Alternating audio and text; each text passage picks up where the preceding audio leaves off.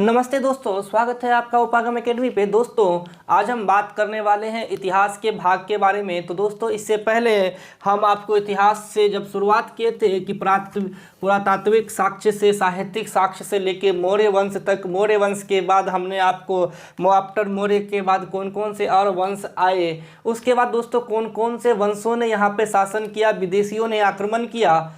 इस दौरान आपने देखा होगा कि मगध पे हम सिर्फ और सिर्फ एक राजवंश था, मौर्य राजवंश, जो महाप्रतापी और लंबे समय तक शासन किया, लगभग 137 वर्षों तक। लेकिन इसके बाद कोई टिक ना सका। लेकिन टिका कौन? गुप्त।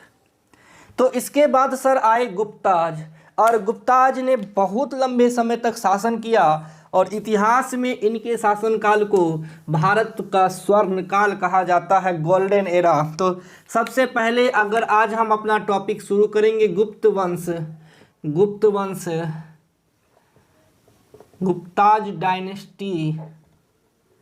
तो सबसे पहला शुरुआत करेंगे क्वेश्चन से, और क्वेश्चन कहता है क्या कि गोल्डन एरा ऑफ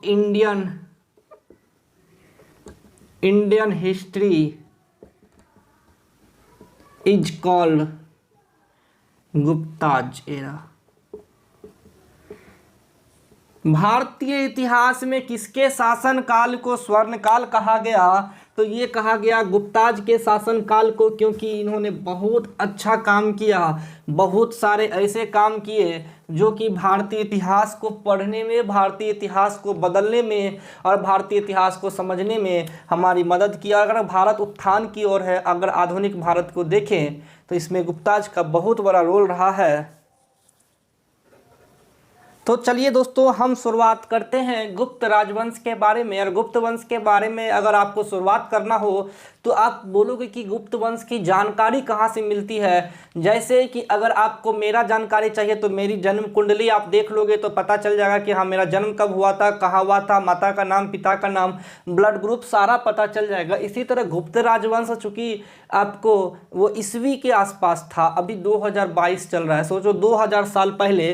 तो 2000 साल पहले का इतिहास के बारे में हम कैसे व्याख्यान करेंगे? तो कुछ ना कुछ तो स्रोत होगा, और हम यहीं से शुरुआत करते हैं। याद कीजिएगा मौर्यों के बारे में भी हमने यहीं से शुरुआत किया था। तो समुद्रगुप्त, कुमारगुप्त और स्कंदगुप्त गुप्त राजवंश के प्रमुख राजा थे, जिन्होंने प्रयाग अभिलेख, विलसड स्तंभलेख और भीतरी स्तंभलेख, ये तीनों जगह के नाम हैं। ये अभिलेख स्तंभलेख है, इन्हीं से गुप्त राजवंश की जानकारी मिली। फिर वायु पुराण, 18 पुराणों में वायु पुराण हमने पढ़ाया था।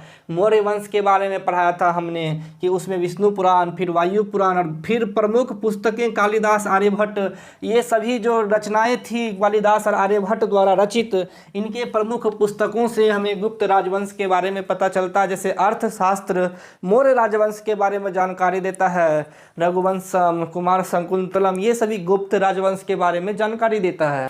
चलिए दोस्तों अब हम बात करते हैं गुप्त राजवंश के बारे में, थोड़ा और डिटेल से हम उसके तह में जाते हैं कि आखिर इसकी स्थापना किसने की, इसका वास्तविक संस्थापक कौन था और प्रमुख राजा कौन कौन थे। तो दोस्तों श्री गुप्त ने गुप्त राजवंश की स्थापना की, गुप्त राजवंश की नींव डाली। और श्री गुप्त 240 ईस्वी था, शायद 240 ईस्वी, यानी अब ईसा पूर्व नहीं है, अब वो ईस्वी में आ गया, क्योंकि 102 में कनिष्क की मृत्यु के बाद हमने देखा कि बहुत सारे और राजा आए, और उसके बाद फिर श्री गुप्त ने गुप्त राजवंश की स्थापना की। लेकिन वास्तविक रूप से गुप्त राजवंश का स्थापना चंद्रगुप्त प्रथम को माना जाता है, जो इस राजवंश का प्रथम महान सम्राट था। और बहुत सारे राजा हुए, घटोत्कच, ये वो। हमने फिर देखा कि इसमें एक और प्रतापी राजा हुए जिसके बारे में पूछा जाता है, वो है समुद्रगुप्त। जानकारी मिलता है प्रयाग स्तंभलेख और एडन अभिलेख से।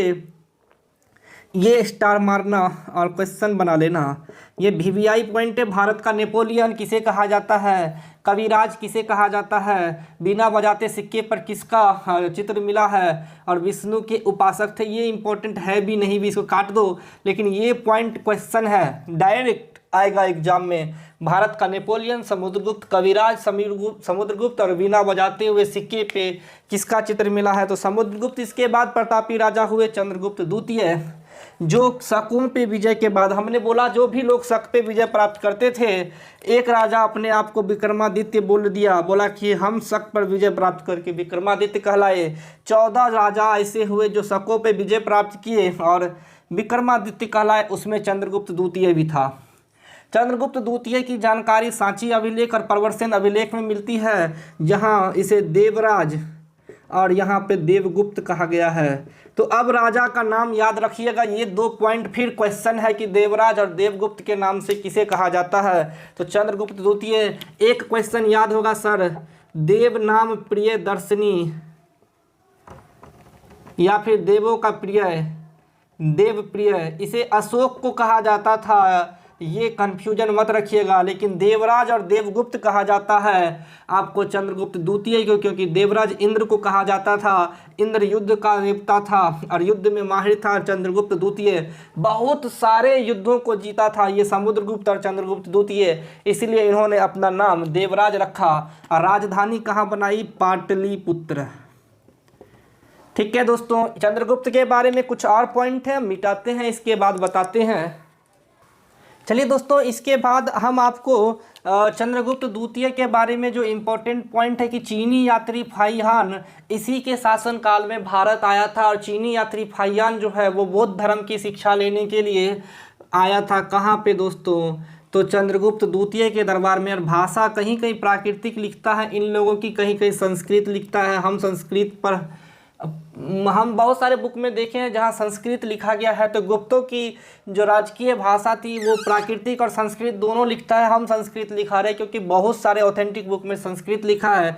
अकबर में नवरत्न जिस तरह आपको दिखते हैं, वह नवरत्न अकबर से भी 1500 साल पहले चंद्रगुप्त के दरबार में मिलता था। और अकबर से भी महान महान लोग रहते थे, जिसमें कालिदास, धन्वंतरी जैसे लोग रहते थे। और धन्वंतरी चिकित्सा विज्ञान में, और कालिदास जो था, और आर्यभट्ट तो छोड़ ही दिया, आर्यभट्ट जो गणितज्ञ थे, ज्योतिष्य थे, और कालिदास जो कि संस्कृत के एकदम विद्वान थे। ये 9 रत्नों में कुछ रत्न हैं जो कि आपके सामने हैं, चंद्रगुप्त द्वितीय के दरबार में रहते थे। इसके बाद चंद्रगुप्त द्वितीय के बाद बहुत सारे राजा आए, जिसमें कुमारगुप्त, स्कंदगुप्त, अंतिम राजा विष्णुगुप्त था। कुमारगुप्त का जानकारी मंदसौर अभिलेख में मिलता है। गुप्तों में सर्वाधिक अभिलेख इन्हीं के हैं। नालंदा विश्वविद्यालय, इंपॉर्टेंट क्वेश्चन है, स्टार स्टार स्टार लगा देना। किसके समय नालंदा विश्वविद्यालय की स्थापना हुई? तो कुमारगुप्त के समय। सुदर्शन झील का पुनः उद्धार हमने शक में जब पढ़ाया था, तो शकों में एक थे रुद्रदामन, देख लेना वो वीडियो। रुद्रदामन प्रथम ने सुदर्शन झील का पुनः उद्धार किया, फिर स्कंदगुप्त ने किया, और आज सुदर्शन झील सही सलामत स्थिति में है। गुप्त वंश का अंतिम शासक विष्णुगुप्त था।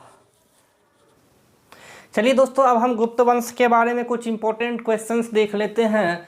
तो पूछा जा रहा है कि व्यापार का प्रमुख केंद्र कौन था? उज्जैन। दशमलव प्रणाली का वर्णन आर्यभट्ट ने किया था। आर्यभट्टयम किताब का नाम है और लेखक का नाम आर्यभट्ट। हमने बोला 9 रत्नों में से 3-4 रत्न है, जिसने सूर्य सिद्धांत की रचना लोटदेव ने की थी, ब्रह्म सिद्धांत की रचना ब्रह्मदेव ने की थी। आयुर्वेद का पिता भारत में किसे कहा जाता है? धन्वंतरी चंद्रगुप्त द्वितीय के दरबार में रहता था। अजंता में चित्रकारी की है टूल 29 गुफा में, 29 कैव में आपको चित्रकारी मिली है, जिसमें 16, 17 और 19 गुप्त वंश से संबंधित है। अब पूछा जाता है गुप्त काल से संबंधित प्रमुख मंदिरों के बारे में। खोह का मंदिर नागौर जबलपुर में है। धर्मेश्वर स्तूप सारनाथ में है। दशावतार मंदिर, ये स्टार लगा देना, बहुत बार पूछा गया है। दशावतार मंदिर और लक्ष्मण मंदिर। दोस्तों, दशावतार मंदिर और लक्ष्मण मंदिर देवगढ़ झांसी में, चूंकि यह बहुत उत्कृष्ट उदाहरण है मंदिर कला का, वास्तुकला का, जिसमें गुप्त वंश में। और लक्ष्मण मंदिर सिरपुर में है, ईंटों से निर्मित है। और विष्णु मंदिर तिगवा में है, जबलपुर में।